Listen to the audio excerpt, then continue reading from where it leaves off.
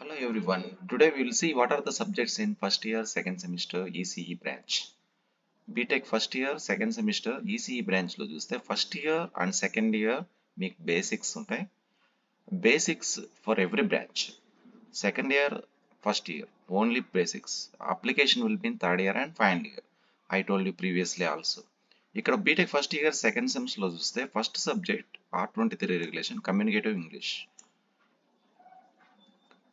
As you know that English is very important for communication of software engineers or hardware engineers or core branch. Communication plays vital role in every industry or every area. To develop the students into communication very well, they introduce the subject communicative English. Communicative English is the part of humanities and science, humanities subject. స్టూడెంట్స్లో communication skills పెంచడానికి placements and ట్రైనింగ్కి communicative English important కాబట్టి third year and final ఇయర్లో వచ్చే ప్లేస్మెంట్స్కి ఎలా prepare అవ్వాలి, ఎలా కమ్యూనికేట్ చేయాలి, what are the basic things will be learn in communicative English. Next another subject చూస్తే chemistry. Because it's a engineering, maths, physics, chemistry is important for every student.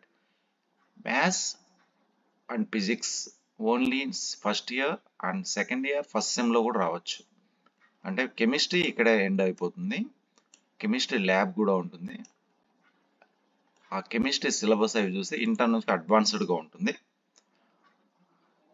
But ECE students chemistry and maths, physics, chemistry important for engineering. ఈ మూడు చదవకుండా engineering చేయలేరు కాబట్టి chemistry compulsory మనం చదవాల్సిందే. Next differential equations and vector calculus, అంటే ఇది mathematics subject. Second ఇయర్లో కానీ థర్డ్ ఇయర్లో కానీ వచ్చే సబ్జెక్ట్స్కి బేస్ అన్నమాట ఇక్కడ వస్తుంది differential equations and vector calculus. మీరు ఏ సబ్జెక్ట్ తీసుకున్నా, suppose engineering electromagnetics ECE students అయితే electromagnetic fields or engineering electromagnetics, electromagnetic waves and transmission lines ECE స్టూడెంట్స్కి అయితే వీళ్ళకు ఈ సబ్జెక్ట్ యూజ్ అవుతుంది. ఎందుకంటే ఇక్కడ వచ్చే ఈక్వేషన్స్, ఇక్కడ వచ్చే బేసిక్స్ సెకండ్ ఇయర్లో వచ్చే ఈఎంటిఎల్ అనే సబ్జెక్ట్ వస్తుంది, electromagnetic transmission lines, electromagnetic waves and transmission lines.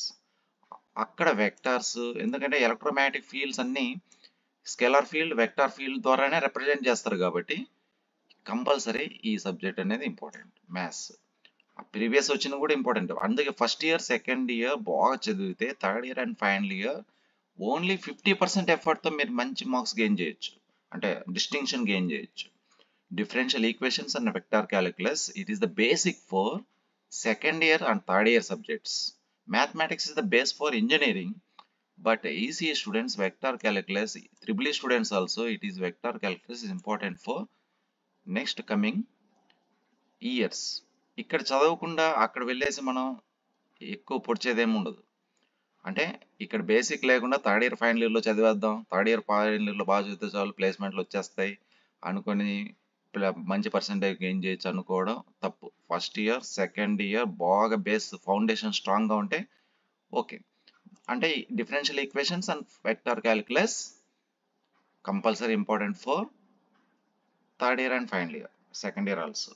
అంటే first year second year basics బాగా ఫౌండేషన్ స్ట్రాంగ్గా ఉండాలి కాబట్టి ఎక్కువ హార్డ్ వర్క్ చేయాలి.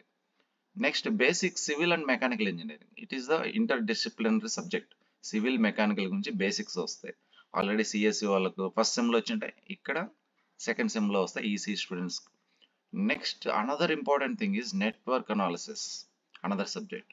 How previously we studied about what is a element, what are the network circuits, that is BEEE subject. BEEE subject extension is network analysis. Without studying BEEE subject, basic electrical and electronics engineering, this subject you can't understand.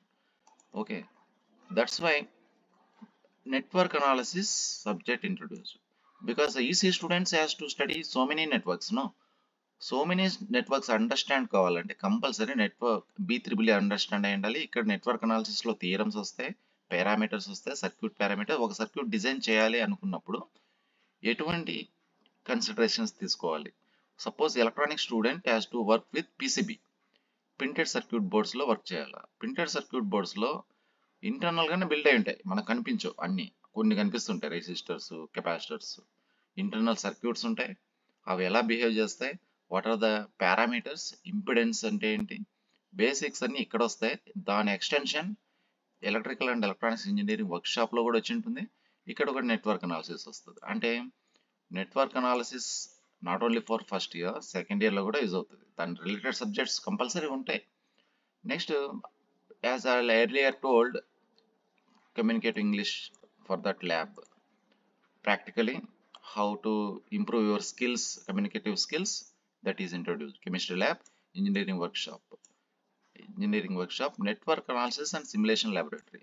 This is also simulation. ఎందుకు చేస్తారంటే ఒక circuit మనం design చేయాలంటే ఎక్కువ cost అవుతుంది.